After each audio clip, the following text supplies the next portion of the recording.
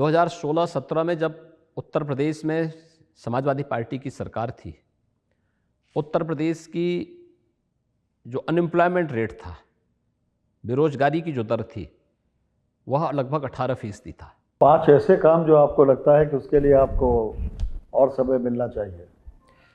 देखिए, उत्तर प्रदेश को देश के नंबर 1 की अर्थव्यवस्था के रूप में स्थापित करना है। इसके लिए हमने आपको लगता है कि 5 साल में ये संभव है? अगर आपको प्रदेश की जनता 5 वर्ष देती है। हमने पिछले 5 साल के दौरान उत्तर प्रदेश की अर्थव्यवस्था को दोगुने से अधिक की वृद्धि की है। याद करिए, जब हमारी सरकार आई थी तब यूपी का बजट 3 लाख करोड़ 2 लाख करोड़ के आसपास था। आज यह बजट, सालाना बजट 6 लाख करोड़ का है। स्वाभाविक रूप से प्रदेश के बजट का दायरा बढ़ने से प्रदेश के विकास का दायरा बढ़ा है। प्रति व्यक्ति आय 43,000 पर एनम होने के से बढ़ करके आज ये लगभग 90,000 से ज़्यादा हो चुकी है।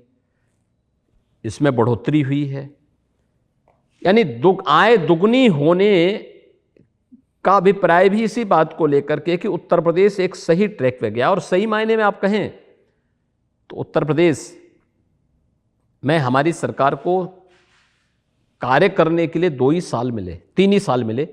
2 साल तो कोरोना में बीत रहे हैं, अन्यथा यूपी की इकोनॉमी को हम 3 गुना तक पहुंचाने में हमें मदद मिली होती। लेकिन हम संतुष्ट हैं। हमने यूपी की इकोनॉमी को देश की नंबर 1 इकोनॉमी के रूप में स्थापित करने के लिए कुछ मानक तय किए हैं और उस पर हमारा कार्य चल रहा है। उस पर हम लोग निरंतर कार्य कर रहे हैं, हमारी कमेटियां काम कर रही हैं, एक्सपर्ट ग्रुप इस पे काम कर रहे हैं और मैं ये मानता हूं कि यूपी इसमें सफल होगा। आपके इतने सारे काम के बावजूद युवा आंदोलित हैं, उनको लगता है कि उन्हें रोजगार के साधन नहीं उपलब्ध हो रहे, तो रोजगार कैसे बढ़े उत्तर प्रदेश में? वो नहीं बढ़ पाया जितना बढ़ना चाहिए था। देखिए, मैं आपकी इस बात से सहमत नहीं हूं और मैं इसलिए सहमत नहीं हूं, 2016-17 में जब उत्तर प्रदेश में समाजवादी पार्टी की सरकार थी, उत्तर प्रदेश की जो अनएम्प्लॉयमेंट रेट था, बेरोजगारी की जो दर थी, वह लगभग 18% था। आज वह घट करके 4.9% पे आया है। हमने यहाँ पे सरकारी नौकरी में पूरी पारदर्शिता और ईमानदारी के साथ 5 लाख नौजवानों को प्रदेश के अंदर सरकारी नौकरी दी। 1,61,00,000 से अधिक यूथ को निजी क्षेत्र में नौकरी और रोजगार की सुविधा भी दी।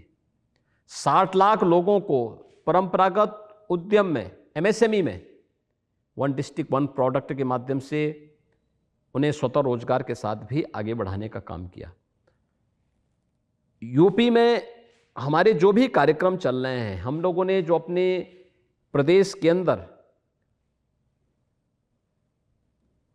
सेक्टोरियल पॉलिसीज जो लागू की हैं, औद्योगिक निवेश के या जितनी भी 21 ऐसी सेक्टोरियल पॉलिसीज हमने जो घोषित की है, ये सभी न केवल निवेश से संबंधित हैं बल्कि निवेश के साथ साथ रोजगार से भी जुड़ी हुई है।